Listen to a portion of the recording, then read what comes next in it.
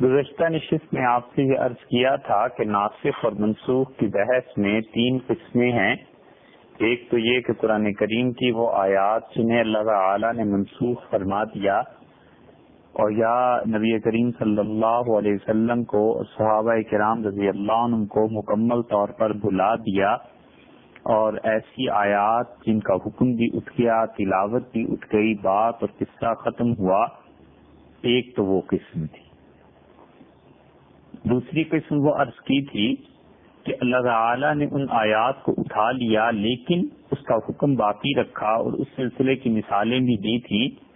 اور اس میں حنفیہ اور حنابلہ، امام احمد بن حنبل رحمۃ اللہ علیہ کے پیروکار اور امام ابو حنیفہ رحمۃ اللہ علیہ کے پیروکار، ان کا رویہ کیا تھا، انہوں نے کیسے ان آیات کا بھی عزت، ادب اور احترام کیا. یہ ایک اصول کی بات تھی. وہ ان مثالوں میں گزر گئی کہ ان کا حکم باقی رہا لیکن ان کی تلاوت اٹھا دی گئی. اس لیے اب جو بھی شخص یہ کہتا ہے کہ قرآن کریم منسوخ ہو گیا یا بلکہ یوں کہیے کہ جو بھی شخص یہ کہتا ہے کہ قرآن کریم مکمل طور پر محفوظ نہیں ہے، وہ بالکل جھوٹ بولتا ہے. اس کا مطلب ہے کہ اسے یا تو نسخ کی بحث کا معلوم ہی نہیں ہے، اور یا پھر یہ کہ اسے علم ہے اور جان بوجھ کے لوگوں کو گمراہ کرتا ہے اور ایسی روایات لاتا ہے کہ دیکھو جی قرآن میں یہ بھی روایت تھی، یہ بھی آیت تھی، یہ بھی آیت تھی، وہ کہاں گئی؟ تو ہم کہتے ہیں کہ بھائی یہ آیات تھیں جس وقت تک تھی، ان کے احکامات ابھی تک باقی ہیں، حکم باقی ہے، اور اللہ نے اس کی تلاوت منسوخ کر لی. اور اب تیسری صورت اس کی یہ ہو سکتی تھی کہ اللہ تعالی نے ان چیزوں کی تلاوت کو باقی رکھا اور حکم منسوخ ہو گیا. تو یہ بالکل برعکس ہوا دوسرے اصول کے. پہلا اصول کہ تلاوت اور حکم دونوں اٹھ گئے. دوسرے تلاوت اٹھ گئی، حکم باقی رہا. اور تیسری قسم کی آیات کہ آیات ابھی تک باقی ہیں اور اس کا حکم منسوخ ہو گیا.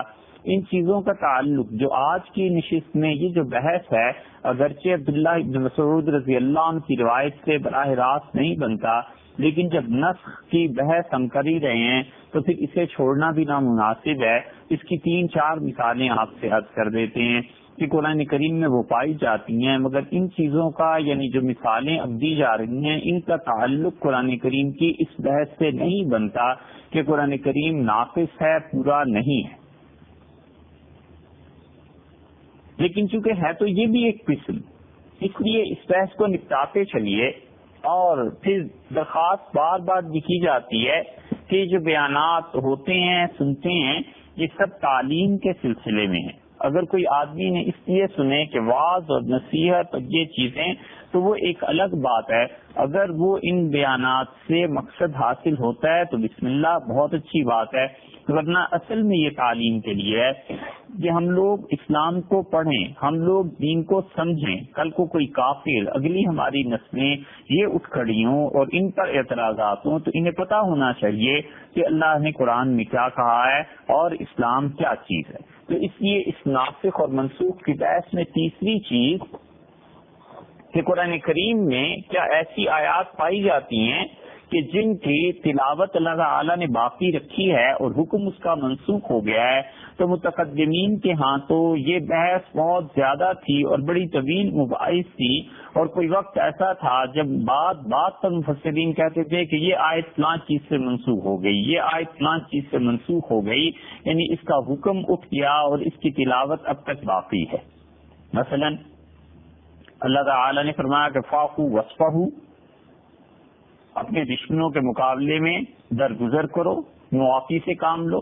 بہت سے مفسرین اس آیت پر جب پہنچے تو انہوں نے کہا کہ اس آیت کریمہ کو تلاوت باقی رکھی گئی اور حکم اٹھا دیا گیا، اور اس کو منسوخ کر دیا ہے جہاد کی آیات میں کہ اللہ کی راہ میں کافروں کو مارنا ہے اور انہیں معاف نہیں کرنا. تو انہوں نے اس پہ لکھ دیا کہ یہ آیت منسوخ ہے. متقدمین کا یہ طریقہ رہا ہے.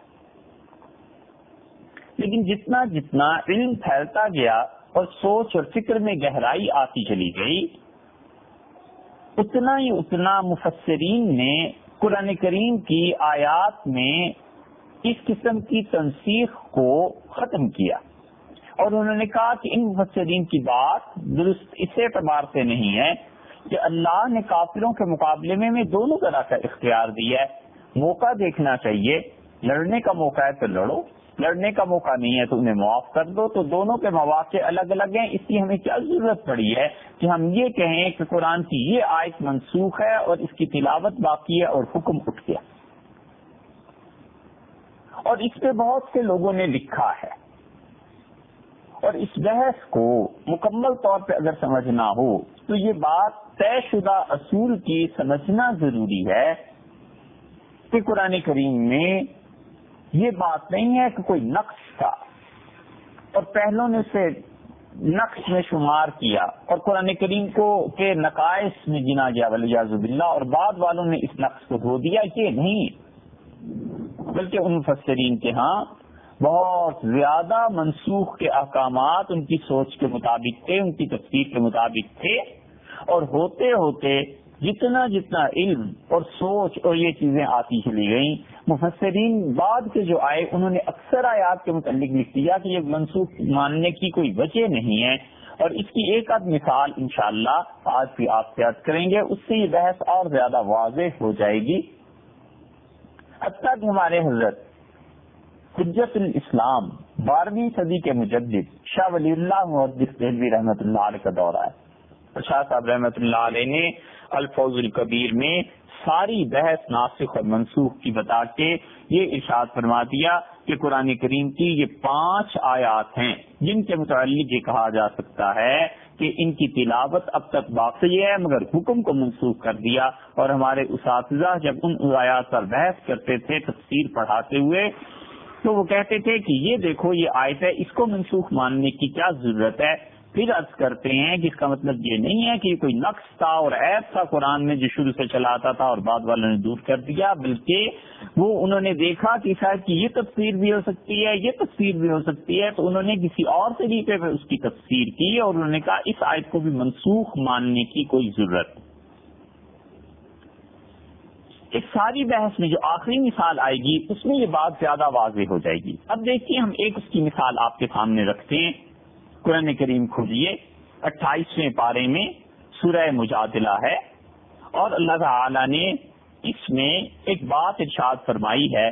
جب لوگ بہت زیادہ حضور اقدس صلی اللہ علیہ وسلم کی خدمت میں حاضر ہونے لگے تو منافق لوگ جو تھے انہوں نے اسے تماشا بنا لیا.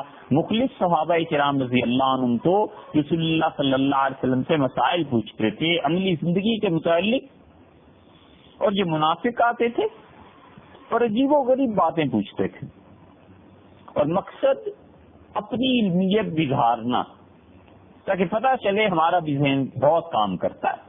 مقصد حضور اقدس صلی اللہ علیہ وسلم کو تنگ کرنا. تو اللہ تعالی نے 28ویں پارے میں سورہ مجادلہ میں 13ویں آیت نازل کی، اور اللہ تعالی نے فرمایا یا ایھا الذین آمنوا، اے ایمان والو، اذا ناجیتم الرسول، جب تم رسول اللہ صلی اللہ علیہ وسلم کے کان میں چپکے چپکے کوئی بات کرو، فقدموا بین یدی نجواکم صدقہ، تو اپنی بات کرنے سے پہلے حضور اقدس صلی اللہ علیہ وسلم کے کان میں کوئی گوش گزاری کرنی ہو تو اس سے پہلے صدقہ کر کے جایا کرو. ذالک خیر لکم واطہر، یہ تمہارے لیے بہت اچھا ہے اور بہت پاک رہو گے. یہ آیت کا اتنا ٹکڑا نازل ہوا تو منافقین جو حضور صلی اللہ علیہ وسلم کے کان مبارک کے ساتھ جا کر منہ لگا دیتے تھے باقی لوگوں کو یہ دکھانے کے لیے کہ ہمیں بڑا قرب حاصل ہے اور ہم بہت کوئی خاص بات آج پوچھنے کے لیے آئے ہیں، سب کے سب منافق چھٹ گئے کیونکہ اب پیسہ خرچ ہوتا تھا. اب حضور اقدس صلی اللہ علیہ وسلم سے بات پوچھنے سے پہلے صدقہ کر کے جانا پڑتا تھا. اللہ تعالیٰ نے فرمایا یا ایھا الذین آمنوا اذا ناجیتم الرسول فقدموا بین یدی نجواکم صدقہ، حضور اقدس صلی اللہ علیہ وسلم کی کان میں بات کرنے سے پہلے صدقہ دے کے جایا کرو. اب ایک طرف تو منافق منقطع ہو گئے، مگر دوسری طرف اکابر صحابہ کرام رضی اللہ عنہم اور اصاغر صحابہ کرام رضی اللہ عنہم اور مخلص تھے، ان کے لیے بڑی مشکل ہو گئی، اس لیے کہ غربت کا دور، پیسہ کہاں سے آئے، کیا بات ہو، تو اللہ تعالیٰ نے اس کے بعد آگے والا حصہ نازل کیا، ذالک خیر لکم وأطہر کے بعد والا حصہ، فإن لم تجدوا، اور اگر تم نہ پاؤ، فإن اللہ غفور الرحیم، تو اللہ تعالیٰ بخشنے والا ہے، مہربان۔ بہت سے مفسرین کہتے ہیں کہ اب رسول اللہ صلی اللہ علیہ وسلم رہے ہی نہیں، تو جب وہ نہیں رہے، یعنی اب فزیکلی ہم میں موجود نہیں ہے، قبر مبارک میں ہیں، تو اب ان کے پاس صدقہ، ان کے پاس جا کر کوئی مشورہ یا پھر ان کے کان میں بات کہنے کا موقع ہی نہیں رہا، تو اب صدقہ کس بات کا دے؟ تو وہ کہتے تھے دیکھو اس آیت کا حکم اٹھ گیا اور یہ آیت کی تلاوت باقی رہ گئی۔ اور کچھ مفسرین نے اس کے مقابلے میں یہ کہا، انہوں نے کہا کہ یہ پہلے حکم تھا، لیکن اللہ نے جو آخری حصہ اس کا بعد میں نازل فرمایا کہ فَإِن لَّمْ تَجِدُوا فَإِنَّ اللَّهَ غَفُورٌ رَّحِيمٌ، اور اگر تمہارے پاس پیسے نہ ہوں صدقہ کرنے کو تو اللہ مغفرت کرنے والا اور مہربان ہے۔ انہوں نے کہا اس آخری حصے نے اسی آیت کے پہلے حصے کو منسوخ کر دیا، تو چلیے منسوخ بھی مان لیا جائے تو بھی آیت تو ابھی تک باقی ہے نا، اس کا مطلب یہ ہوا کہ حکم اٹھ گیا اور تلاوت باقی رہ گئی۔ بہت اچھی توجیہ اور بہت اچھی تعویل اس کی شیخ الاسلام ابن تیمیہ رحمۃ اللہ علیہ نے کی۔ شیخ الاسلام ابن تیمیہ رحمۃ اللہ علیہ نے اس کے متعلق ایک جگہ لکھا ہے، وہ کہتے ہیں کہ رسول اللہ صلی اللہ علیہ وسلم سے گوشت گزاری اگر کرنی ہو تو اس سے پہلے کسی زمانے میں صدقے کا حکم تھا۔ یہ آیت ہمیں سکھاتی ہے کہ جب اللہ تعالیٰ سے کسی اہم معاملے میں اضطرار کی کیفیت میں بہت ہی پریشانی کے حال میں دعا کرنی مقصود ہو، اور بندہ کبھی کبھی توبہ کرتا ہے، کبھی کبھی بچہ بیمار ہو جاتا ہے، مسافر پھنس جاتا ہے، گھر والے دعا مانگتے ہیں کہ خدایا اس مسافر کو خیریت سے لا، اللہ اس بچے کو صحت دے دے، نفل پڑھتے ہیں، روزے رکھتے ہیں، تو شیخ نے کہا جب مشکل ایسی پیش آ جائے تو یہ آیت ہمیں بتاتی ہے کہ ہم اس دعا سے پہلے اللہ تعالیٰ سے کچھ مناجات، کچھ کوشش گزار کرنے سے پہلے ہم صدقہ کر لیا کریں تاکہ اللہ تعالیٰ کی رحمت زیادہ متوجہ ہو جائے۔ اسی لیے بیت المقدس کی فتح کے معاملے میں شیخ نے حکمران وقت کو یہی کہا کہ آپ جمعے کے دن دعا کیجئے اور جمعے کی نماز پڑھنے سے پہلے، جانے سے پہلے آپ صدقہ کیجئے، کیونکہ اس دن صدقہ کر کے آپ جائیں گے، پھر آپ نے اللہ تعالیٰ سے درخواست کرنی ہے نا، تو گوشیاں خدا سے کرنی ہے کہ خدایا مسلمانوں کو فتح نصیب فرما اور بیت المقدس مسلمانوں کی عزت کا نشان یہ باقی رہ جائے۔ تو شیخ نے اس موقع پہ اس آیت کو استعمال کیا، وہ ایک لمبی تفصیل ہے، اس کی بھی تاریخ میں آتی ہے، مگر سرے دست بات اتنی سی ہے کہ دیکھیے اللہ تعالیٰ نے جو حکم دیا کہ رسول اللہ صلی اللہ علیہ وسلم سرگوشی کرنے سے پہلے صدقہ کرو، تو اس کا مطلب یہی ہوا کہ یہ آیت ہم اب تک پڑھتے ہیں لیکن اس کا حکم منسوخ ہو گیا۔ یہ ایک مثال ہو گئی۔ اس کی دوسری مثال دیکھیے، اس کی دوسری مثال وہ ہے جو کہ سورہ بقرہ میں آتی ہے، اور اللہ تعالی نے جہاں پر خواتین کے متعلق احکامات بیان فرمائے ہیں، نکاح کے، طلاق کے، اس قسم کی چیزوں کے، وہاں پر اللہ تعالی نے ایک خاص قسم بیان کی ہے کہ اگر کسی خاتون کو کا شوہر اس کا انتقال ہو جائے تو پھر اسے کیا کرنا چاہیے۔ دوسرے پارے میں سورہ بقرہ میں اللہ تعالی نے یہ ارشاد فرمایا ہے 240 نمبر آیت میں، والذین یتوفون منکم، اور تم میں سے جو لوگ انتقال کر جائیں، ویذرون ازواجا، اور ان کی بیویاں رہ جائیں، وصیۃ لازواجہم، انہیں چاہیے کہ اپنی بیویوں کے لیے وصیت کر دیں، متاعن، کہ انہیں خرچ دینا۔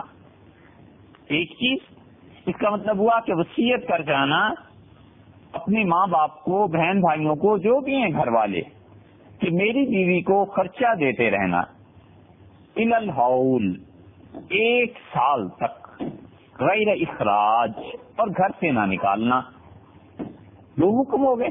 فإن خرجنا، اور اگر وہ خواتین خود گھر سے چلی جائیں، فلا جناح علیکم، تو تم پر کوئی گناہ نہیں ہے، فیما فعلن فی انفسہن، جو کچھ بھی وہ اپنے حق میں کریں، فی من معروف، دستور اور قاعدے کے مطابق، واللہ عزیز الحکیم، اللہ زبردست ہے اور اللہ بڑی حکمت والا ہے۔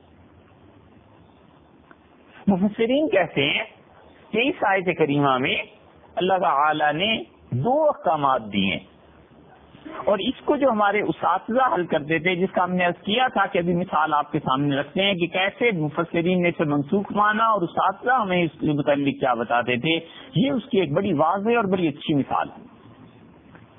مفسرین کہتے ہیں کہ یہ آیت منسوخ ہے کیونکہ اللہ تعالیٰ نے اس لیے کہا کہ جب تمہارا انتقال ہو جائے اور بیویاں بیوہ ہو جائیں گی تو اپنی خواتین کے لیے، بیویوں کے لیے دو وصیتیں کر جانا، ایک تو یہ کہ وہ انہیں خرچہ دیا جائے 1 سال تک اور دوسرے گھر سے نہ نکالی جائے۔ مفسرین نے کہا اب یہ حکم نہیں، اب جو حکم جس نے منسوخ کر دیا ہے وہ اسی سورہ بقرہ کی 234 نمبر آیت ہے۔ اللہ تعالیٰ نے وہاں پر فرمایا کہ والذین یتوفون منکم، اور تم میں سے جو لوگ مر جائیں اور اپنے پیچھے ویذرون ازواجا، ان کی بیوہ عورتیں رہ جائیں، یتربصن بانفسہن 4 اشہر وعشرا، تو وہ انتظار کروائیں ان کو 4 مہینے اور 10 دن تک۔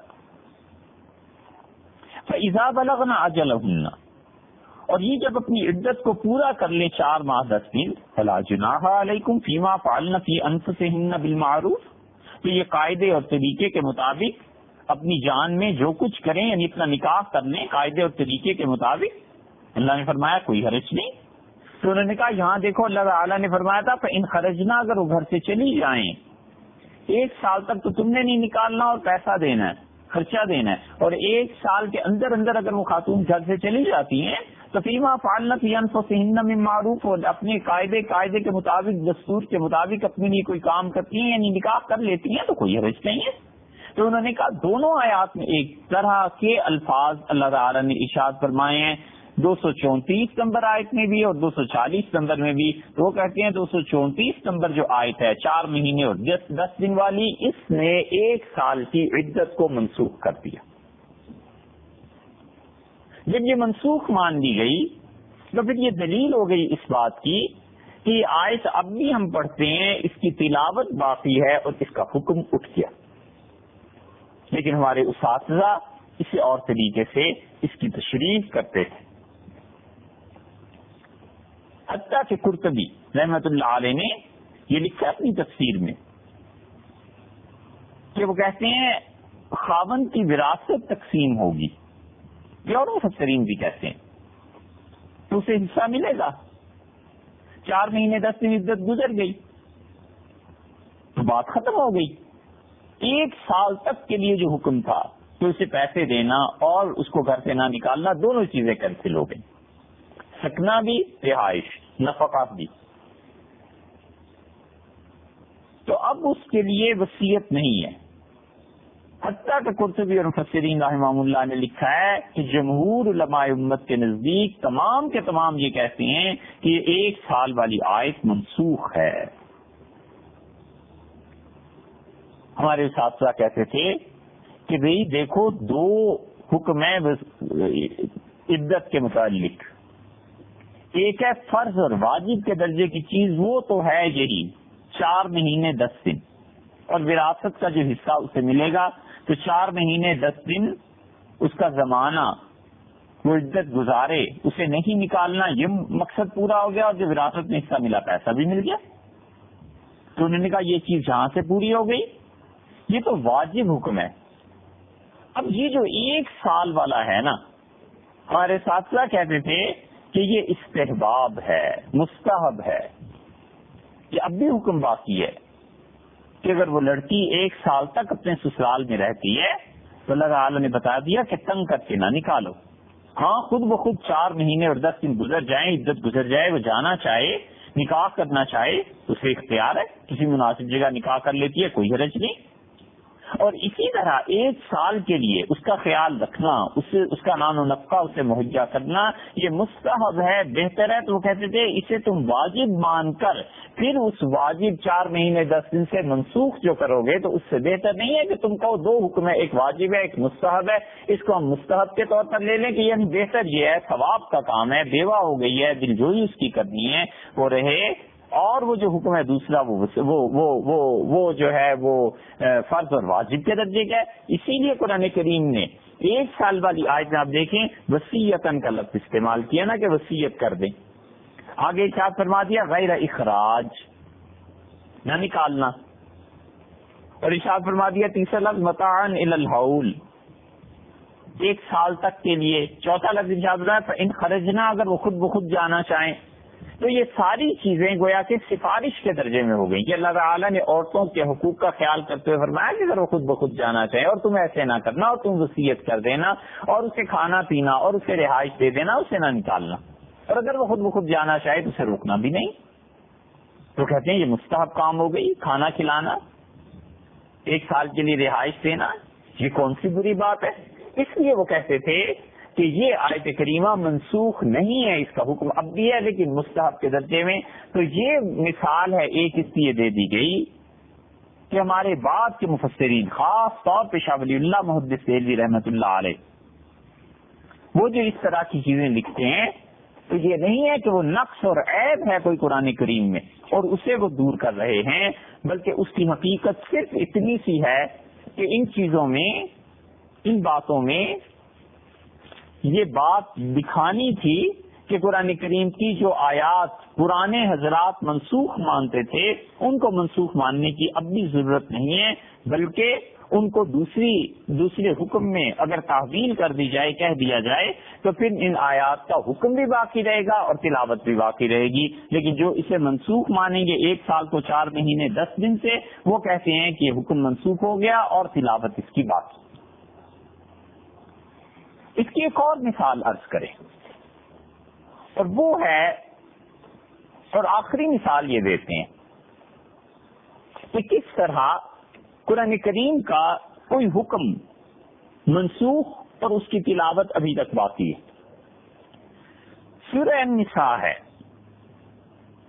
4 پارے میں، اور 15ویں آیت اس کی دیکھیے اور 16ویں آیت اللہ تعالیٰ نے اس میں حکم نازل فرمایا ہے، اور اللہ تعالیٰ نے فرمایا کہ واللاتی یاتین الفاحشۃ من نسائکم،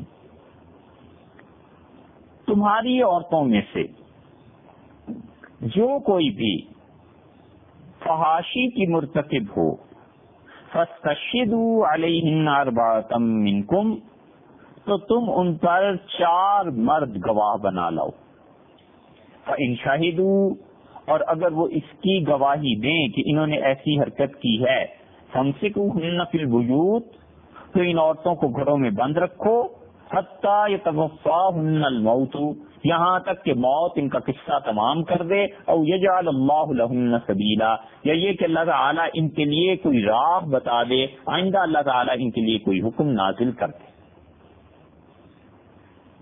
واللذان، اور 2 کرنے والے، یاتیانی ہا منکم، تم میں سے اگر کوئی فحاشی کا کام کریں، فآذوہما، تو تم دونوں کو ستانا، تنگ کرنا، تکلیف دینا، فإن تابا، اور اگر وہ دونوں توبہ کر لیں، وأصلحا، اور اپنی حالت کو درست کر لیں، فأعرضوا عنہما، تم ان دونوں کا پیچھا چھوڑ دو، اب ان کے خیال کو چھوڑ دو، ان اللہ کان توابا رحیما، اور اللہ تعالیٰ تو توبہ کو بہت قبول فرماتے ہیں، بار بار مہربانی فرماتے ہیں۔ انما التوبۃ علی اللہ، اور اللہ تعالیٰ نے اپنے ذمے لے رکھا ہے کہ اپنے ان بندوں کی توبہ کو ضرور قبول کر لے گا، للذین یعملون السوء بجہالۃ، جو نادانی سے، بے علمی میں، جہالت سے، خدا کی مکمل معرفت نصیب نہیں ہوئی، خدا کی معرفت میں ترقی نہیں ہوئی، اس وجہ سے وہ کوئی گناہ کر بیٹھتے ہیں، ثم یتوبون من قریب، اور پھر جلدی سے توبہ بھی کر لیتے ہیں، فاولئک یتوب اللہ علیہم، تو اللہ لازمی بات ہے کہ ان کو معاف کر دیتا ہے، وکان اللہ علیما حکیما، اور اللہ بڑی علم اور حکمت والا ہے۔ ولیست التوبۃ للذین یعملون السیئات، اور ان کی کوئی توبہ نہیں ہے، جو گناہ کے کام کرتے رہتے ہیں حتی اذا حضر احدهم الموت، یہاں تک کہ جب موت سامنے آتی ہے قال انی تبت الآن، کہتا ہے اللہ میں نے توبہ کی، والذین یموتون وهم کفار، اب وہ سوائے کفر کے اور کسی چیز پر نہیں مرتے، اولئک اعتدنا لهم عذابا الیما، ہم نے ان کے لیے بڑے دکھ کا عذاب رکھا ہوا۔ یہ 4 آیات ہیں، 5، اور اللہ تعالی نے ان دونوں پہلی آیات میں یہ بتایا کہ خواتین جب فحاشی کی مرتکب ہوں، اور یہ فرمایا کہ جب 2 کرنے والے ایسا کام کریں تو انہیں ستاؤ، اور یہ فرمایا اللہ نے کہ انہیں اپنے گھروں میں بند کر دو یہاں تک کہ موت ان کا قضیہ کر دے، قصہ تمام کر دے۔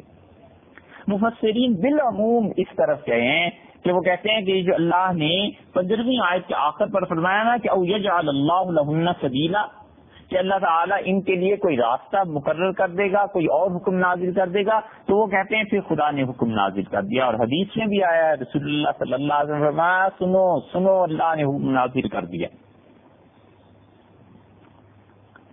اور وہ حکم یہ اللہ نے نازل کیا جو سورہ نور کی 2 آیت میں آ گیا۔ اللہ تعالیٰ نے فرمایا زانیۃ والزانی، اور بدکاری کرنے والی عورت اور مرد فجلدوا کل واحد منہما 100 جلدہ، 100 چوٹیں انہیں لگاؤ، 100 درے انہیں لگاؤ، ولا تاخذکم بہما رافۃ فی دین اللہ، اور اللہ کا یہ حکم جاری کرنے میں کبھی بھی ان پہ ترس نہ کھانا، ان کنتم تؤمنون باللہ والیوم الآخر، اگر تم اللہ پر یقین رکھتے ہو اور آخرت کے دن پہ یقین رکھتے ہو کبھی ترس نہ کھانا، 100 درے ان گناہ گاروں کو مارو، ولیشہد عذابہما طائفۃ من المؤمنین، اور ایمان والوں کی ایک بڑی جماعت ہو جو دیکھ رہی ہو کہ ان کو کیسے مار پڑ رہی۔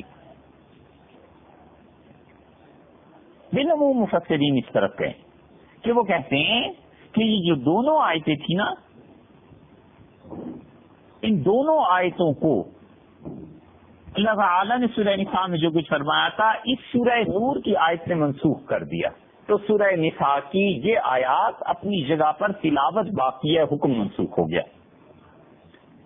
اسی لیے نقل کیا ہے یہ قول ابو سہل سرخسی رحمت اللہ علیہ نے اصول فقہ میں، وہ کہتے ہیں کہ بعض حضرات نے اس قسم کے نسخ کا انکار کیا ہے، وہ کہتے ہیں کہ اللہ تعالیٰ نے قرآن نازل اس لیے کیا تھا کہ احکامات پر عمل کیا جائے، تو جس حکم پہ عمل ہی نہیں کرنا اس کو باقی رکھنے کی بھی ضرورت ہی کیا تھی۔ لیکن جمہور علماء امت اس بات کے قائل ہیں کہ قرآن کریم میں آیات باقی ہیں جن کی تلاوت باقی ہے اور حکم اٹھ گیا، اور وہ اس میں تیسری مثال آپ کے سامنے گئی ہے کہ وہ کہتے ہیں اللہ تعالیٰ نے یہاں کہا تھا کہ گھر میں رکھنا یہاں تک کہ مر جائیں یا خدا کوئی صورت اور نازل حکم کرے، وہ کہتے ہیں یہاں پہ نازل ہو گیا حکم، یہ آیات سورہ نساء کی باقی، تلاوت باقی، حکم اٹھ گیا۔ اب اس کی ایک اور توجہ دیکھ لیجئے، ہمارے اساتذہ جو کچھ پڑھاتے تھے اساتذہ کہتے تھے کہ اللہ تعالیٰ نے یہ فرمایا کہ واللاتی یاتین الفاحشۃ من نسائکم، تمہاری عورتوں میں سے جو بدکاری کرے، فاستشہدوا علیہن اربعۃ منکم، تو 4 مرد اس کے گواہ ہونے چاہیے۔ وہ کہتے تھے یہاں پر اللہ تعالیٰ نے زنا کا لفظ ارشاد نہیں فرمایا، صرف یہ بتایا کہ خواتین ایسا کام کریں، تو چونکہ بالعموم خواتین کی طرف سے ایسی باتوں میں پہل ہوتی ہے یا وہ کسی کو ان باتوں کی طرف اجازت دیتی ہیں تو کسی کی ہمت پڑتی ہے، تو اس لیے اللہ نے ان کا نام نہیں لیا، الفاظ میں ایسے ہے۔ تو عام مفسرین تو اساتذہ کہتے تھے اسی طرف گئے ہیں کہ انہوں نے کہا اس سے مراد بدکاری زنا ہے۔ فَإِن شَهِدُوا فَامْسِكُوهُنَّ فِي الْبُيُوتِ حَتَّى يَتَوَفَّاهُنَّ الْمَوْتُ، یہ عام مفسرین کہتے تھے کہ ان کو بند رکھو یہاں تک کہ موت ان کا خاتمہ کر دے یا اللہ ان کی کوئی راہ پیدا کر دے۔ اساتذہ فرماتے تھے کہ اس سے اگلی آیت دیکھو تو معلوم ہوتا ہے باللذانی یاتیانہا، اور جو 2 کرنے والے کریں، تو جب یہ پہلے ذکر ہو گیا اور خواتین کے متعلق اللہ تعالیٰ نے ارشاد فرما دیا تو اب اس آیت کو دوبارہ لانے کی کیا ضرورت تھی؟ تو وہ کہتے تھے اس کا مطلب یہ ہے کہ اللہ تعالیٰ نے 16ویں آیت میں یہ ذکر زنا کا نہیں کیا، بلکہ اللہ نے کہا ہے واللذان یاتیانہا، اور جو دو کرنے والے کریں تو اس سے مراد دو مرد ہیں. فآذوہما، جب دو مرد آپس میں برا کام کریں تو انہیں تم تکلیف دو، انہیں ستاؤ. تو کہتے تھے اس آیت کو منسوخ ماننے کی کیا ضرورت ہے، بس اللہ تعالیٰ نے بتا دی ہے. تو یہ آیت تعزیر میں چلی گئی اور حد سے نکل گئی. اسی لیے امام ابو حنیفہ رحمۃ اللہ علیہ نے کوئی حتمی اور آخری فیصلہ حنفی فقہا نے نہیں کیا کہ جب دو لڑکے کسی کام کے مرتکب ہوں گے تو ان کی سزا کیا ہوگی. اس میں قتل کی بھی سزا ہے، اس میں بہت سی سزائیں انہوں نے لکھی ہیں، لیکن قطعی طور پر حنفی فقہا کا سارا اجماع ہو گیا اور کسی چیز پہ ایسے نہیں ہوا. تو ارشاد فرمایا فآذوہما. اس آپ کہتے تھے تو پھر اس کو منسوخ ماننے کی کیا ضرورت ہے سورہ نور سے. مظہری رحمت اللہ علیہ تفسیر مظہری میں قاضی ثناء اللہ صاحب پانی پتی رحمت اللہ علیہ نے، جو جلیل القدر خلفاء میں سے تھے، حضرت مرزا مظہر جانی جانا رحمت اللہ علیہ کے، اور شاہ عبد العزیز صاحب محدث دہلوی رحمت اللہ علیہ نے ان کے نام ایک خط لکھا ہے اور ان کو لکھا ہے بہقی دوراں. اس زمانے کے امام بہقی رحمت اللہ علیہ شافعی مسلک کے تھے اور بڑا اللہ نے بڑا علم انہیں دیا تھا. تو شاہ عبد العزیز صاحب رحمت اللہ علیہ نے اپنے دور کے بہقی انہیں قرار دیا. تو قاضی ثناء اللہ صاحب پانی پتی رحمت اللہ علیہ اس آیت کے متعلق یہی فرماتے ہیں، 16ویں آیت کے متعلق وہ کہتے ہیں کیوں اسے آخر ہم سورہ نور سے منسوخ مانے. ہم یہ کہتے ہیں کہ یہ مردوں کے بارے میں نازل ہوئی ہے. فَإِن تَابَا وَأَصْلَحَا، اور اگر وہ توبہ کر لیں اور اپنی حالت درست کر دیں، آئندہ یہ کام نہ کریں، فَأَعْرِضُوا عَنْهُمَا، اللہ نے کہا ان کو بھول جاؤ، چھوڑو ان کے خیال کو. یہ اللہ تعالی کا حکم ہے اور ہمارے یہاں معاشرہ ایسا تشکیل پایا ہے کہ یہ آدھی آیت پہ عمل کریں گے کہ دو آدمیوں نے ایسا کام کر لیا تو انہیں مارو، اور جب وہ توبہ کر لیں اپنی حالت ٹھیک کر لیں تو اس کے بعد ساری زندگی ان کا پیچھا نہ چھوڑو، اگلی نسل کو بھی بتا جاؤ کہ فلاں فلاں نے یہ کام کیا تھا. یہ ہمارا معاشرہ، اور اللہ کہتا ہے فارغوا عنہما، بس چھوڑ دو اب اس خیال کو. تو آدھی آیتوں پہ عمل کرتے ہیں. معاشرہ نفاق کا ہے، نفاق کی اکثریت ہے، اور اصل مرض اب اس امت کا نفاق ہے. منافق زیادہ ہو گئے ہیں، اس لیے ان کو مزہ آتا ہے لوگوں پر الزام لگاتے ہوئے، لوگوں کے عیوب کی تشہیر کرتے ہوئے. اللہ خود فرما رہے ہیں فارضوا عنہما، اب ان کو چھوڑ دو بس. جب انہوں نے حالت ٹھیک کر لی تو کیا ضرورت ہے آخر اس گندگی میں پھر سے چابک اور لاٹھی مارنے کی. ان اللہ کان توابا رحیم، اللہ تو بہت توبہ قبول کرتے ہیں، اللہ تو بہت مہربان ہے. انما التوبۃ علی اللہ، اور ساتھ ہی آیت جوڑ دی اللہ نے، اور اللہ نے فرمایا میرے ذمے ہے توبہ کو قبول کرنا. اللہ اللہ کی ذمہ داری ہے، ضرور قبول کرے گا. الذین یعملون السوء بجہالۃ، ان لوگوں کی توبہ جو نادانی سے، جہالت سے گناہ کر لیتے ہیں. ابن مسعود رضی اللہ عنہ نے کیا اچھی تفسیر اس کی. عبداللہ ابن مسعود رضی اللہ عنہ نے اس آیت کو پڑھا اور انہوں نے کہا میرے پروردگار تیری نافرمانی تو ہمیشہ جہالت ہی سے ہوتی ہے، یعنی تیری معرفت جتنی بس بندے کو حاصل ہوتی ہے اس سے زیادہ معرفت اگر بڑھ جائے تو گناہ نہ کرے. تو جہالت ہی سے ہر ایک آدمی جو گناہ کرتا ہے خدا بندہ جہالت ہی سے کرتا ہے. اور تو نے کہا ہے کہ جب وہ گناہ کر لیں جہالت سے اور پھر توبہ کر لیں تو تو نے معاف کر دے گا. سب لوگوں کو معاف فرما دے. ثم یتوبون من قریب فاولئک یتوب اللہ علیہم وکان اللہ علیما حکیما. اللہ نے کہا کہ جلدی جو توبہ کر لیتے ہیں تو اللہ ان کو معاف بھی کر دیتا ہے، اور اللہ سب جانتا ہے، حکمت والا ہے. یہ تیسری بحث ہے اس میں کہ اس میں احکامات کو آپ دیکھیے تو حکم اللہ تعالی نے منسوخ فرما دیے اور تلاوت ان کی وہ باقی رہی. لیکن اساتذہ کہتے تھے کہ ان احکامات کو اپنی اپنی جگہ پر اپنے اپنے مقام پر رکھنا چاہیے.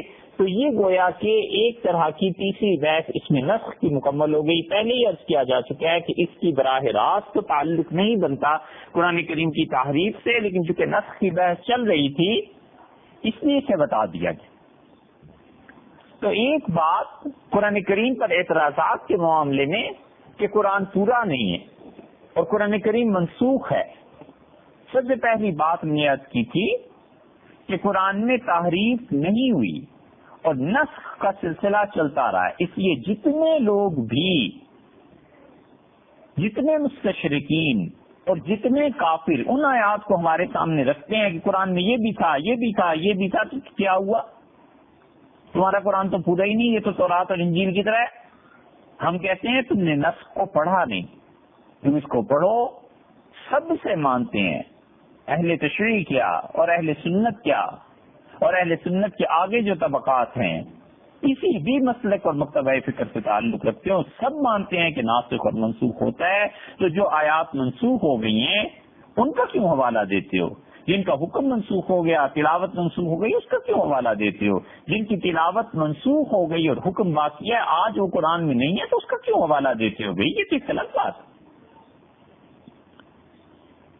اس کے بعد دوسری بحث، اور وہ ہے کہ صحابہ کرام رضی اللہ عنہم قرآن کریم میں جب کوئی آیت پڑھتے تھے تو اس کی تفسیر میں کوئی جملہ لکھوا دیتے تھے تاکہ وہ آیت واضح ہو جائے.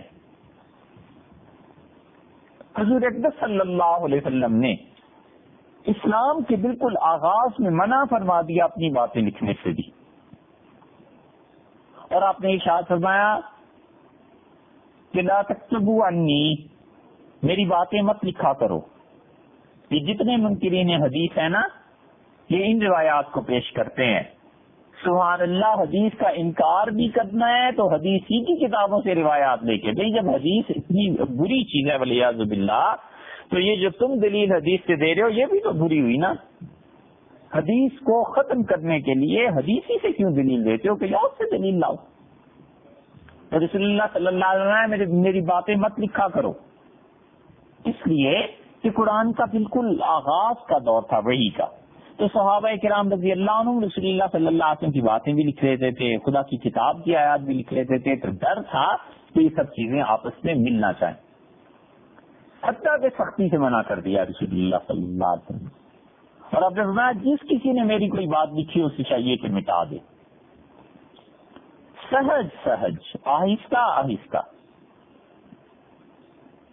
وقت گزرتا گیا اور صحابہ کرام رضی اللہ عنہ وحی کے عادی ہو گئے کہ رسول اللہ صلی اللہ علیہ وسلم پر وحی نازل ہوتی ہے، اور انہیں پتہ چل گیا کہ یہ بات حضرت صلی اللہ علیہ وسلم کی ہے اور یہ بات قرآن کریم ہے. اب نبی کریم صلی اللہ علیہ وسلم نے اجازت دے دی اور آپ نے فرمایا جو کچھ مجھ سے سنو لکھ لیا کرو. حضرت عبداللہ بن عمر بن العاص رضی اللہ عنہما حاضر ہوئے اور عرض کیا کہ اللہ کے رسول آپ سے باتیں سنتا ہوں بڑی اچھی لگتی ہیں، مگر کیا کروں، بھول جاتا ہوں. تو رسول اللہ صلی اللہ علیہ وسلم استعن بیمینک، اپنے دائیں ہاتھ سے مدد لیا کر، وَأَوْمَا بِيَدِهِ إِلَى الْخَطِّ، اور اپنے ہاتھ مبارک سے اشارہ فرمایا لکھنے کے لیے کہ لکھ لیا کر. اسی لیے ابو ہریرہ رضی اللہ عنہ کہتے ہیں کہ حدیث میں کوئی میرے مقابلے کا نہیں ہے سوائے عبداللہ بن عمر کے کہ یہ لکھ لیا کرتے تھے اور میں لکھتا نہیں تھا. تو یوں حدیث کی کتابت بھی شروع ہوئی، قرآن کریم کی کتابت بھی شروع ہوئی. اور قرآن کریم کی جو کتابت تھی اس کے متعلق یہ ہوتا تھا کہ صحابہ کرام رضی اللہ عنہ کبھی کبھی اس کی تفسیر تشریح کے لیے کوئی لفظ لکھ لیا کرتے تھے. اب جب حضرت عثمان رضی اللہ عنہ کا دور آیا تو انہوں نے کہا قرآن تو وہ ہے جو ہم نے لکھوا دیا ہے، قرآن وہ ہے جو تم لوگوں کو یاد ہے، یہ جو تفسیری جملے ہیں نا درمیان سے ان سب کو اڑا دو اور ایسے جتنے نسخے ملیں ان سب نسخوں کو ختم کر دو. یہ بحث ابھی باقی ہے کہ حضرت عثمان رضی اللہ عنہ نے کیا حکم دیا تھا، جلانے کا حکم دیا تھا یا ختم کرنے کا حکم دیا تھا. یہ بخاری کی روایت آئی تھی نا جس سے سیدنا عثمان رضی اللہ عنہ پہ تنقید کرتے ہیں، وہ بحث ابھی باقی ہے وہ کریں گے انشاءاللہ. تو ناسخ اور منسوخ کے بعد یہ بات سمجھنی ضروری ہے کہ تفسیری جملے تھے اور ان تفسیری جملوں کو صحابہ کرام رضی اللہ عنہ نے لکھا تھا اور حضرت عثمان رضی اللہ عنہ نے کہا تھا ان کو مٹانا ہے. انہی تفسیری جملوں کا دوسرا نام قرات شاذہ بھی ہے. ایک قرات ہے متواتر، حضور اقدس صلی اللہ علیہ وسلم سے لے کے ہم تک جتنی قراتیں ہیں متواتر ہیں. اور اتنی لمبی مثال کیا دینی ہے، یہ بحث آئے گی. لیکن دیکھیے آپ پڑھتے ہیں سورہ فاتحہ میں مالک یوم الدین، اب تک افریقہ میں امام ورش رحمت اللہ علیہ کے قرات میں لوگ مالک یوم الدین پڑھتے ہیں. اب تو زمانہ آسان ہو گیا بھائی، ایپ آپ سنیں، سیریز میں دیکھیں. امام ورش رحمت اللہ علیہ کی قرات، قالون رحمت اللہ علیہ کی قرات، اب جتنی قراتیں ہیں 1500 سال سے حضور اکبر صلی اللہ علیہ وسلم سے مسلسل متصل ہم تک پہنچتی ہیں. اور کچھ قراتیں ایسی ہیں جو کسی وقت میں مشہور تھیں اور وقت کے ساتھ ساتھ ختم ہو گئی. ان قراتوں میں تفسیری جملے بھی شامل تھے. تو قرات شاذہ سے، یہ شاذ کا مطلب کبھی کبھی ہونے والی چیز، ہم اردو میں بولتے ہیں نا شاذ و نادر. تو ایسی چیزیں جو بہت شاذ ہیں، بہت کم ہیں، بہت نادر، بہت نایاب ہیں، تو اسے قرات شاذہ کہیے، یا آپ اس کا نام رکھ لیجئے تفسیری جملے. یہ تفسیری جملے اور قرات شاذہ جو تھی، یہ صحابہ کرام رضی اللہ عنہ نے نکلوا دی تھی.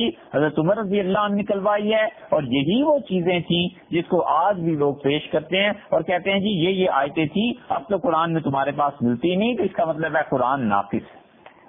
والعیاذ باللہ. ہم کہتے ہیں یہ قرات شاذہ تھی، یہ تفسیر کے جملے تھے. حضور اکبر صلی اللہ علیہ وسلم سے جو قراتیں ہم تک متواتر پہنچی ہیں وہ الگ چیز ہے. اور شاذ قراتیں جو تھیں، یقیناً کسی زمانے تک تھیں، وہ ختم ہو گئیں، منسوخ ہو گئیں. اب کوئی بھی شاذ کے اب ہمارے پاس جتنی قراتیں یہ سب متواتر اور مسلسل ہیں جو پہنچی، اور ہم انہی قراتوں کو مانتے ہیں. اور قرآن کریم میں ہمارا ایمان انہی چیزوں پر ہے. تفسیری جملے البتہ تھے، اور وہ تفسیری جملے جو تھے صحابہ کرام رضی اللہ عنہ نے ختم کر دیے، حضرت عثمان رضی اللہ عنہ نے ختم کروا دیے. تو ان تفسیری جملوں کے ختم ہونے پر اب یہ کہنا کہ قرآن ختم ہو گیا والعیاذ باللہ، یا قرآن کریم میں یہ بات نہیں رہی، یہ بات نہیں ہے. یہ کہیے کہ وہ تفسیری جملے جو تھے وہ مٹا دیے گئے. یہ کہیے کہ ان تفسیری جملوں کا صحابہ کرام رضی اللہ عنہ نے قرآن کے ساتھ رکھنا مناسب نہیں سمجھا. اس کی مثال آپ دیکھیے، اس کی مثال بڑی آسانی سے کئی ایک مثالیں آپ کے سامنے رکھتے ہیں. اس کی مثال دیکھیے سورہ احزاب میں اللہ تعالی نے نبی کریم صلی اللہ علیہ وسلم کے عظمت، عزت، رفعت اور ان کی بڑائی کا تذکرہ فرمایا ہے. اور اللہ تعالی نے بتایا ہے کہ حضور صلی اللہ علیہ وسلم کس مقام کے آدمی ہیں. اور ارشاد ہوا ہے کہ النبی اولا بالمؤمنین من انفسہم، اور رسول اللہ صلی اللہ علیہ وسلم کا حق ایمان والوں پر اتنا بنتا ہے کہ اتنا حق ایمان والوں کا اپنی جان پر خود نہیں بنتا. النبی اولا بالمؤمنین من انفسہم، نبی صلی اللہ علیہ وسلم سے لگاؤ ہے، تعلق ہے ایمان والوں کو اتنا کہ ان کو اپنی جان سے اتنا تعلق نہیں. وَأَزْوَاجُهُ أُمَّهَاتُهُمْ، اور رسول اللہ صلی اللہ علیہ وسلم کی بیویاں ان کی مائیں ہیں. 21واں پارہ 33 نمبر سورۃ الاحزاب اور آیت نمبر 6 میں اللہ نے یہ بیان کیا ہے کہ النبی اولا بالمؤمنین من انفسہم، رسول اللہ صلی اللہ علیہ وسلم ایمان والوں کے اتنے قریب ہیں کہ ایمان والوں کی جان اتنی زیادہ عزیز نہیں جتنے وہ عزیز ہیں. یہ تو بات ہے. اور آگے دیکھیے ازواجہ امہاتہم، اور ان کی بیویاں رسول اللہ صلی اللہ علیہ وسلم کی ایمان والوں کی مائیں ہیں. یہ ہے جو قرآن کریم میں اب ہے. اس کی تفسیر آپ کوئی اچھی تفسیر اٹھا کے دیکھ لیجئے. چلیے ابن کثیر کو دیکھ لیتے ہیں. ابن کثیر رحمت اللہ علیہ کی تفسیر تو بہت مشہور ہے نا. ابن کثیر رحمت اللہ علیہ کہتے ہیں کہ ابی ابن کعب رضی اللہ عنہ نے کہا، اس کی روایت ہے، اور ابن عباس رضی اللہ عنہ کی، انہما قرأ، ان دونوں نے پڑھا، النبی اولا بالمؤمنین من انفسہم، اس آیت کو اس طرح سے کہ رسول اللہ صلی اللہ علیہ وسلم ایمان والوں سے اتنا لگاؤ ہے، ایمان والوں کو ان سے جتنا لگاؤ ایمان والوں کو اپنی جان سے نہیں. وازواجہ امہاتہم، اور رسول اللہ صلی اللہ علیہ وسلم کی بیویاں ان کی مائیں ہیں ایمان والوں کی. وہو، اور وہ حضور صلی اللہ علیہ وسلم اب لہم، ایمان والوں کے لیے باپ کی حیثیت رکھتے ہیں. یہ جو لفظ ہے نا وہ ہوا اب، وہ ابن اور وہ باپ ہیں لہم ایمان والوں کے واسطے، یہ قرآن میں کہیں نہیں. آپ دیکھ لیں 21ویں پارے میں سورہ احزاب میں بالکل نہیں ہے. 6 آیت ہے ازواجہ امہاتہم، بس ختم. اور صرف عبداللہ بن عباس اور ابی بن کعب رضی اللہ عنہما یہ ایسے نہیں کہتے تھے. حضرت معاویہ، مجاہد، اکرمہ، حسن رضی اللہ عنہم، یہ سارے صحابہ کرام رضی اللہ عنہم ایسے پڑھتے تھے. یہ کیا چیز ہے؟ یہ ہے تفسیر کا جملہ کہ وہ ازواجہ امہاتہم، رسول اللہ صلی اللہ علیہ وسلم کی بیویاں ایمان والوں کی مائیں ہیں. تو حضرت معاویہ اور عبداللہ بن عباس رضی اللہ عنہ وغیرہ نے اس کو واضح کرنے کے لیے یہ ہوا کا لفظ بتاتا ہے کہ وہ ان کے باپ ہیں، کہ رسول اللہ صلی اللہ علیہ وسلم وارث کی حیثیت رکھتے ہیں. منطقی نتیجہ نکلتا ہے نا کہ نبی کریم صلی اللہ علیہ وسلم کی اہلیہ امہات المومنین رضی اللہ عنہن ہماری مائیں ہیں، تو پھر رسول اللہ صلی اللہ علیہ وسلم ہمارے باپ ہوئے. والد سے بھی کہیں زیادہ درجہ ہے. تو جب یہ ہوا تو ان صحابہ کرام رضی اللہ عنہم نے اس کی تشریح کرنے کے لیے یہ لفظ بڑھائے تفسیر میں کہ وہ ہوا اب لہم، اور رسول اللہ صلی اللہ علیہ وسلم کے لیے والد کی حیثیت رکھتے ہیں. اب یہ ہے اصل بات، یہ ہے تفسیر کا جملہ. اور جو مخالفین ہیں وہ کہتے ہیں یہ قرآن میں آیا. ہم کہتے ہیں بھائی قرآن ہے ہی نہیں، یہ تو تفسیری جملہ ہے، یہ تو شاذ قرات ہے. اور اس کی تائید اس سے ہوتی ہے کہ یہ ہوا کی ضمیر جو ہے نا کہ وہ یعنی حضور صلی اللہ علیہ وسلم والد کی حیثیت رکھتے ہیں، یہ تشریح کے لیے الفاظ استعمال ہو رہے ہیں. اسی لیے ابو داؤد میں آتا ہے حضور صلی اللہ علیہ وسلم نے فرمایا انما انا لکم بمنزلۃ الوالد، میں تمہارے لیے والد کی حیثیت رکھتا ہوں، میں تمہیں سکھاتا ہوں ہر چیز، جیسے بچوں کی تربیت کرتا ہے باپ، میں تمہاری تربیت کرتا ہوں. تم میں سے کوئی آدمی بھی بیت الخلاء میں جائے تو اسے چاہیے کہ نہ قبلے کی طرف بیٹھے اور نہ قبلے کی طرف پیٹ کرے، اور دیکھو دائیں ہاتھ کو جسم کے پاک کرنے میں استعمال نہ کرنا. یہ ہے تفسیری جملہ. اور متعدد مقامات پر قرآن کریم میں یہ تفسیری جملے ملیں گے، اور اس کی بہت سی مثالیں آپ کو مل جائیں گی. اور ان مثالوں میں یہ نہیں کہتے کہ یہ تفسیری جملہ ہے، کہتے ہیں کہ یہ قرآن تھا. ہم کہتے ہیں بھی ہمیں خود ہی انکار ہے، ہم نہیں مانتے نہ یہ قرآن تھا. اسی مقام پر دیکھ لیں صاحب المعانی المعانی رحمت اللہ علیہ نے بہت تفصیل سے اس بحث کو لیا.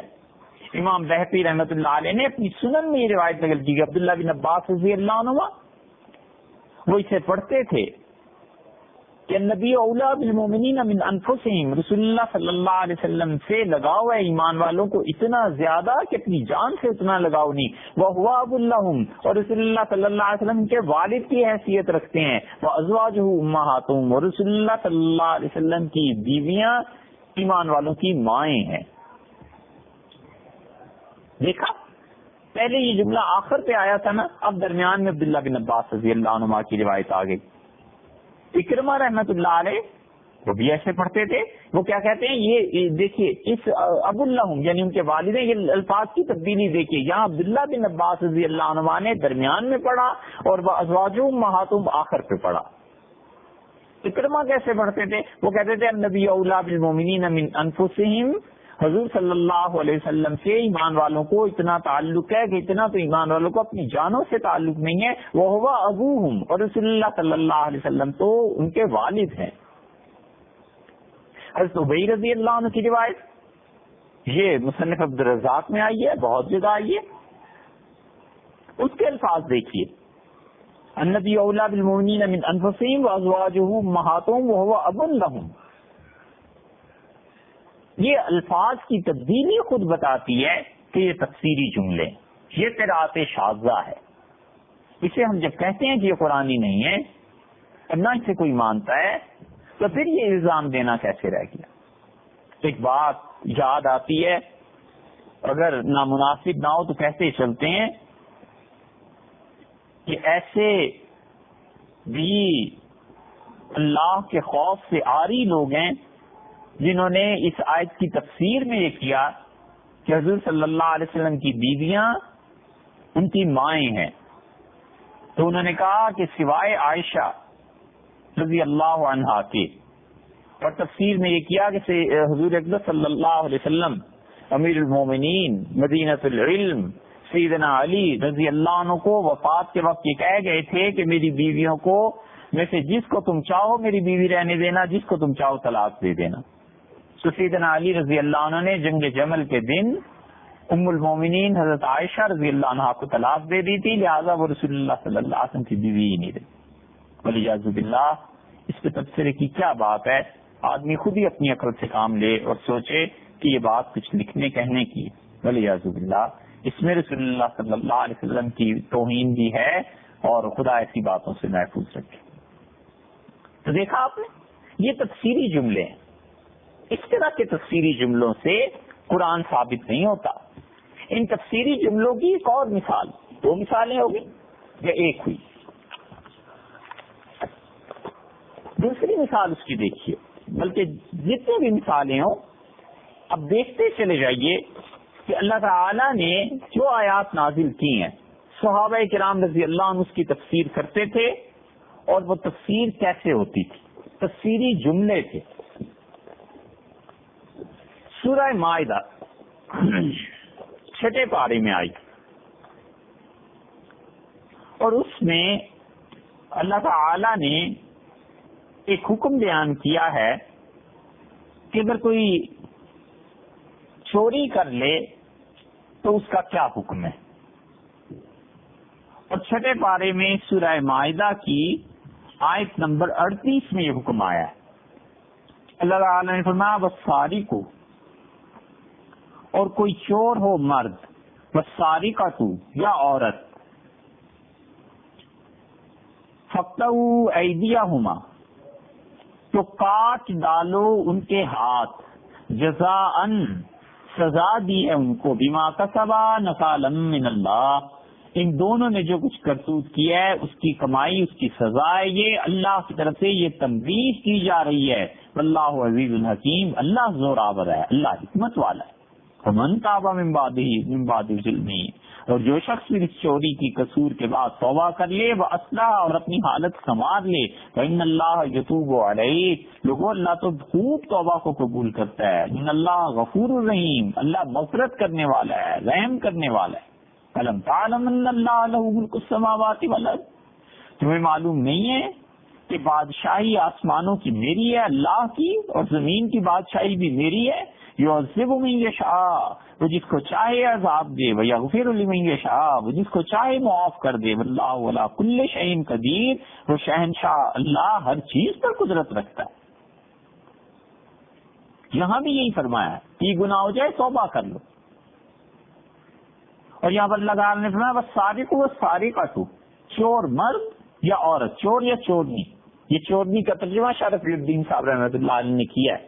اس زمانے میں اردو ابھی پاؤں چل رہی تھی، حضرت نے وہاں پہ ترجمہ یہ کیا ہے فاقطعوا ایدیہما، ان دونوں کے ہاتھ کاٹ ڈالو. عبداللہ بن مسعود رضی اللہ عنہ سے پڑھتے تھے، اور ابن مسعود رضی اللہ عنہ نے کہا والسارق والسارقۃ، اور چور اور چورنی، فاقطعوا، سو کاٹ ڈالو، ایمانہما، ان کے دائیں ہاتھ. فرق دیکھا آپ نے؟ یہ ایدیہما ہے نا، اسے ہی پڑھتے ہیں. ابن مسعود رضی اللہ عنہ کی دوسری قرات یہی ہے. انہوں نے یہ واضح کرنے کے لیے کہ دونوں میں سے کون سا ہاتھ کاٹا جائے گا، اس کی تفسیر کر دی کہ ایمانہما، ان دونوں کے دائیں ہاتھ کاٹے جائیں گے. اب کوئی شخص کہتا ہے کہ ابن مسعود رضی اللہ عنہ نے قرآن بدل دیا ہے، والعیاذ باللہ، یا قرآن میں تحریف ہے، استغفر اللہ. ہم کہتے ہیں یہ تفسیر کا جملہ ہے، یہ تشریح اس کی گئی ہے، اس کو تو قرآن کوئی نہیں کہتا. بھائی آ گئی نا بات، اس سے حکم واضح ہو گیا کہ اللہ تعالی نے یہ حکم جو نازل کیا ہے تو بتا دیا کہ دایاں ہاتھ کاٹا جائے گا. اس کی ایک اور مثال دیکھیے، اور بڑی واضح مثال ہے. سورہ بقرہ میں 2 پارے میں آیت نمبر 238 آپ دیکھ لیجئے. اللہ تعالی نے فرمایا، یہ اصل آیت پڑھتے ہیں پہلے، حافظوا علی الصلوات خبردار رہو، حفاظت کرنا تمام نمازوں کی، والصلاۃ الوسطی اور بیچ والی نماز کی، وقوموا للہ قانتین اور اللہ کے سامنے ادب سے کھڑے رہو۔ اسی لیے حنفیہ جو ہے نا اس آیت کی وجہ سے اللہ کے سامنے ادب سے کھڑے رہنا، قیام، اس کو زیادہ ترجیح دیتے ہیں سجدے پر، اور شافعی حضرات سجدے کو ترجیح دیتے ہیں قیام پر۔ اور اسی لیے ہمارے نزدیک کوئی آدمی اگر طویل قیام کی رکعتیں پڑھے تو وہ 2 رکعتیں بہتر ہے بجائے اس کے کہ 10 رکعتیں پڑھے اور 20 سجدے اس میں آ جائیں گے۔ اللہ نے کہا وقوموا للہ قانتین، کھڑے رہو اللہ کے سامنے ادب کے ساتھ۔ اب دوسری طرف ہر جگہ یہ بات مل جائے گی۔ حضرت عائشہ رضی اللہ عنہ کیسے پڑھتی تھی، حضرت حفصہ رضی اللہ عنہ کیسے پڑھتی تھی، حافظوا علی الصلوات، تمام نمازوں کی حفاظت کرنا، والصلاۃ الوسطی اور درمیان والی نماز کی، صلاۃ العصر، عصر کی نماز کی۔ اب اس آیت میں 238 میں صلاۃ العصر کا تو الفاظ نہیں ہے، یہ ہے وہ تفسیری جملہ، یہ ہے قراءت شاذہ۔ اسی لیے ام المومنین حفصہ رضی اللہ عنہا نے ایک آدمی کو حکم دیا کہ ان کے لیے قرآن کریم لکھے، اور اس نے ام المومنین رضی اللہ عنہا کے لیے قرآن لکھنا شروع کیا۔ اور جب وہ اس آیت پر پہنچا تو ارشاد فرمایا کہ والصلاۃ الوسطی، جب لکھ چکا ہو تو مجھے بتانا۔ اس نے کہا ام المومنین میں نے لکھ لیا ہے۔ فرمایا آگے لکھو صلاۃ العصر، عصر کی نماز، وقوموا للہ قانتین، یوں اس آیت کو پورا لکھو۔ تو اب یہ جو صلاۃ الوسطی کے بعد صلاۃ العصر لکھا گیا ہے، مسلمان اس زمانے میں کوئی جاہل تھوڑے ہی تھے، پڑھے لکھے تھے، سب جانتے تھے کہ جملہ تشریح کے لیے۔ ام المومنین رضی اللہ عنہ نے اسی کاتب کو رکوایا اور فرمایا کہ اس آیت کو ایسے لکھنا۔ تو دیکھا آپ نے، یہ تفسیری جملے ہو گئے، اور یہ تفسیری جملے جو ہیں صحابہ کرام رضی اللہ عنہ کے ہاں کئی جگہ پر پائے جاتے ہیں۔ تو اب ان تفسیری جملوں کے متعلق یہ کہنا کہ یہ قرآن ہے، ہم کہتے ہیں قرآن نہیں تھا بھائی، قرآن تو متواتر مسلسل حضور اکبر صلی اللہ علیہ وسلم کے زمانے سے ہم تک چلا آتا ہے، یہ قرآن نہیں ہے بلکہ تفسیری جملے ہیں، اور ان تفسیری جملوں کو سیدنا عثمان رضی اللہ عنہ کا نکال دو، اور اگر تم باقی رکھتے ہو تو اس نسخے کو ہی ختم کر دو، تاکہ کہیں اختلاف امت میں نہ پڑ جائے۔